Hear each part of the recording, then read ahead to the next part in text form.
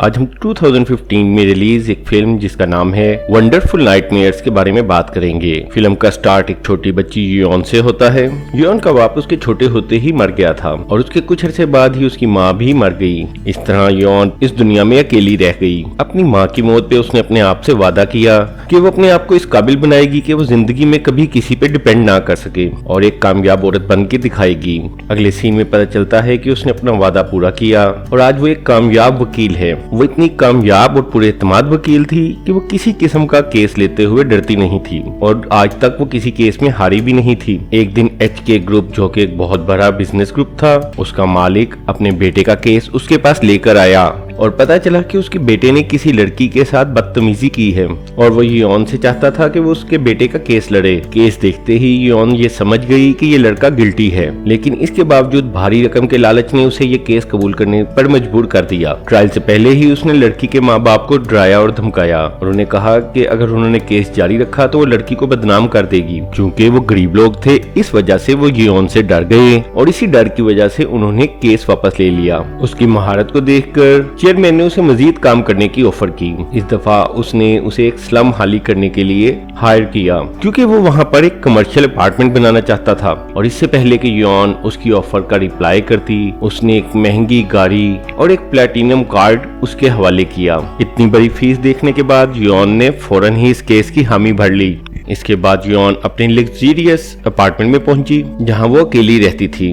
इसके बाद वो अपनी नई गाड़ी में उस जगह जाने के लिए तैयार हुई जहां उसके माँ बाप दफन थे। वापसी पर वो इंतहाई हाई स्पीड पे ड्राइविंग कर रही थी कि अचानक एक बिल्ली उसके रास्ते में आ गई और उसे बचाते हुए उसने गाड़ी को खतरनाक तरीके से मोड़ने की कोशिश की, लेकिन वो रोड साइड रेलिंग से टकराई और नीचे जा गिरी। अगले सीन में जो ही योन की आंख खुलती है तो वो अपने आप को जन्नत में पाती है। अपने आप को मरा हुआ देख के वो हैरान रह जाती है और रिसेप्शनिस्ट के पास पहुंचकर उसे अपना बर्थ कार्ड दिखाती है। और जब रिसेप्शनिस्ट उसका कार्ड चेक करती है तो पता चलता है कि वो तो गलती से यहाँ आ गई है क्योंकि उसकी जिंदगी के अभी 50 साल बकाया थे। इस बात की इत्तला फौरन डायरेक्टर किम को दी जाती है और डायरेक्टर किम उससे माफी मांगते हैं। इसके बाद वो उसे बताते हैं कि ये सब कुछ एक गलती से हो गया है। इसके बाद वो योन को कहते हैं कि वो उसे दुनिया में वापस भेज सकता है, लेकिन इस दफा उसे एक हाउसवाइफ के रूप में जाना पड़ेगा क्योंकि वो हाउसवाइफ जिसका नाम कैंग है मर चुकी है। और इस तरह कुछ टाइम गुजारने के बाद उसके लिए एक नई बॉडी तलाश कर ली जाएगी। पहले तो योन हाउसवाइफ बनने से इनकार कर देती है, लेकिन जिस वक्त मिस्टर किम उसे समझाते हैं कि दुनिया में वापस जाने का सिर्फ यही एक तरीका है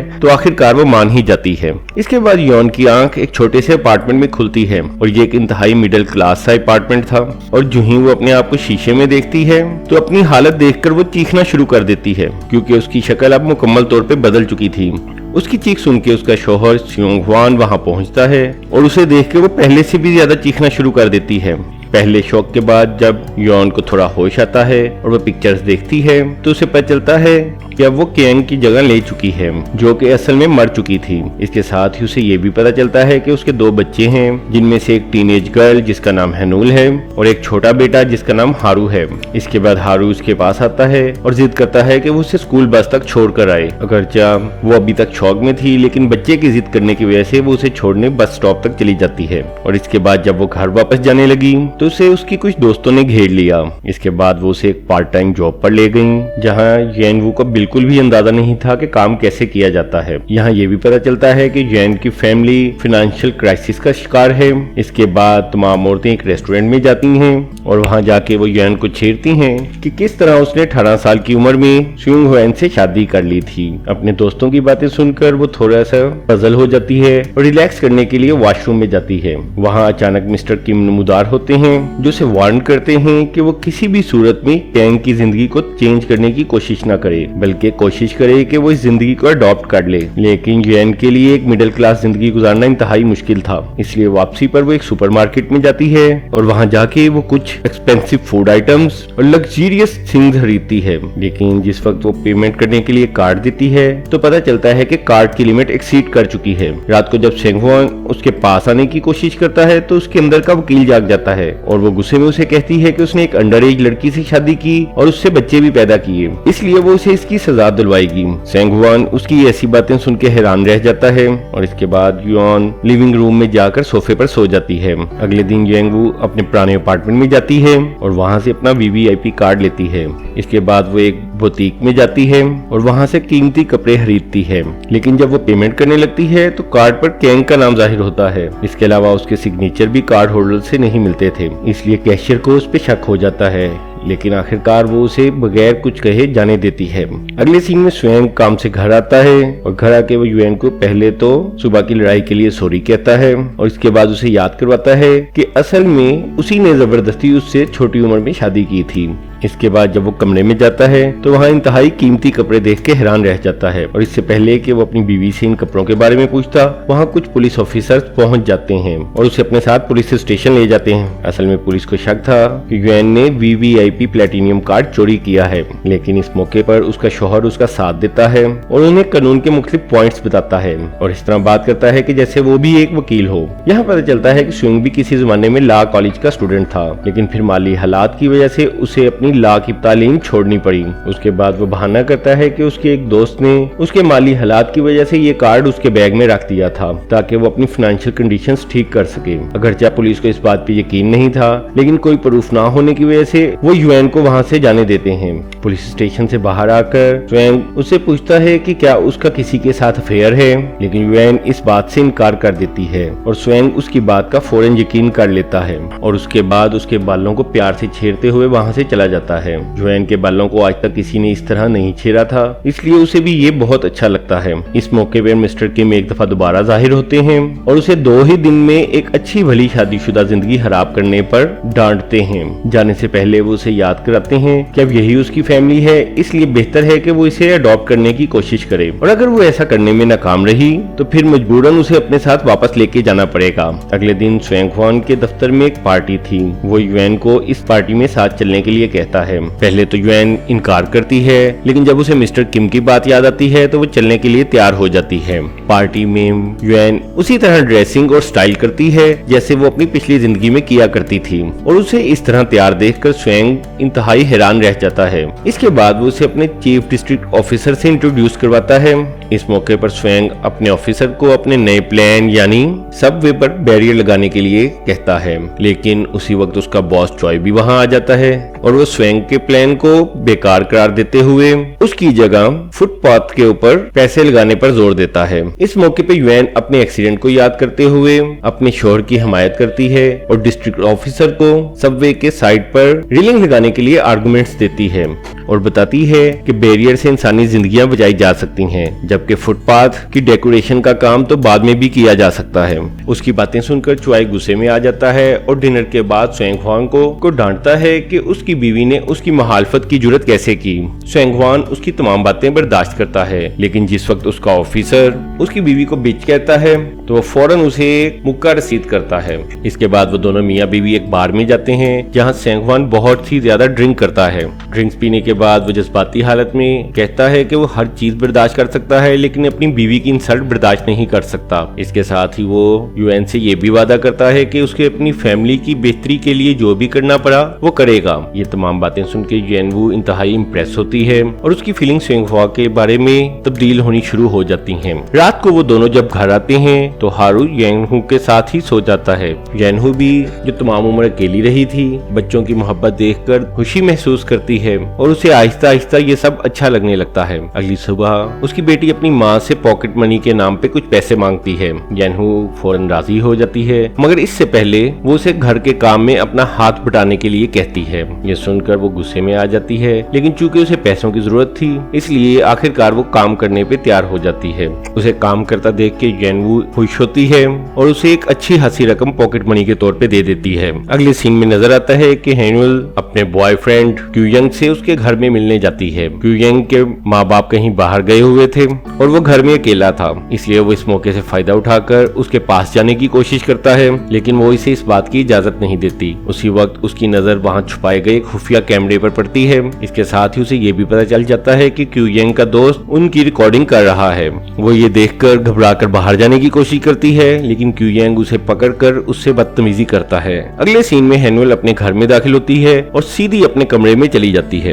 युएन अपनी बेटी की हालत देखकर हैरान रह जाती है और जब वो उसके कमरे में जाती है तो उसे उसके चेहरे पर जख्मों के निशान नजर आते हैं और उसके पूछने पर हेनुल उसे सब कुछ साफ साफ बता देती है। ये सुनकर येनवू दिल ही दिल में परेशान होती है, लेकिन फिर भी वो अपनी बेटी को तसल्ली देती है। अगले दिन येनवू अपनी बेटी हेनुल के साथ प्रिंसिपल ऑफिस में जाती है, जहाँ के यंग और उसका वकील भी आया होता है। येनवू अपने वकालत के तजर्बे का इस्तेमाल करती है और बताती है कि यंग को एक लंबी सजा हो सकती है, लेकिन इस मौके पर के यंग का वकील वही हरबे इस्तेमाल करता है जो किसी जमाने में येनवू इस्तेमाल किया करती थी और उन्हें कहता है कि वो इस मामले को जाने दें। जो ही येनवू उसकी बातें सुनती है तो उसका दिल भर आता है और वो वॉशरूम में जाती है। वहां जाके उसे याद आता है कि अपनी पहली जिंदगी में वो भी इसी किस्म के केसेस लड़ा करती थी और इसके साथ ही उसे ये भी याद आता है ये क्यूयंग ही था जिसका केस उसने पहले लड़ा था और उसे मुजरिम होने के बावजूद बचा लिया था। इसी दौरान हेनुल भी वहां आ जाती है और वो अपनी माँ से इस केस को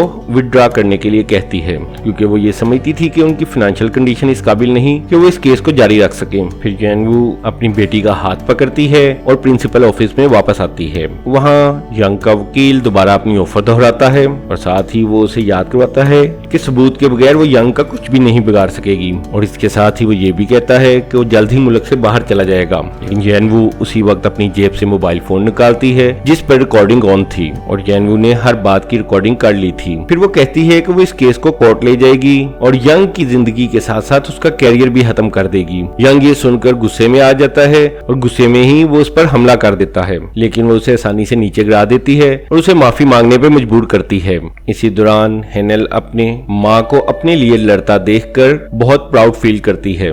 इसके बाद येनवू एक आम घरेलू औरत की तरह अपने घर के तमाम काम करती है और अपना टाइम अपने बच्चों के साथ हंसी खुशी गुजारना शुरू कर देती है। लेकिन फिर एक दिन मिस्टर किम दोबारा वहां नमूदार होता है और बताता है कि वो सिर्फ एक हफ्ते में मरने वाली है, क्योंकि उसके लिए दोबारा उसकी बॉडी का इंतजाम कर दिया गया है। येनवू ये सुनकर कहती है कि वो इसी हालत में जिंदा रहना चाहती है, लेकिन किम इस बारे में अपनी मजबूरी का इजहार करता है। अगले सीन में हैरू जिस वक्त अपनी माँ के साथ घर आ रहा था तो अचानक बेहोश होकर गिर जाता है। उसे फौरन हॉस्पिटल ले जाया जाता है। वहाँ पर मुख्तलिफ टेस्ट करने के बाद डॉक्टर बताते हैं कि वो एक खास किस्म की बीमारी का शिकार है जिसकी वजह से आहिस्ता आहिस्ता उसकी आईसाइट खत्म हो रही है। ये सुनकर येनवू को याद आता है कि उसकी माँ भी इसी तरह की बीमारी का शिकार थी और ये सब कुछ हैरू ने उसी से इनहेरिट किया है। अगले दिन जब सुंगवान और येनवू ऑपरेशन थिएटर के बाहर अपने बेटे के ऑपरेशन का इंतजार कर रहे थे तो मिस्टर किम अचानक वहाँ आते हैं और येनवू को बाहर ले जाते हैं और उसे बताते हैं कि उसकी मौत का दिन आ गया है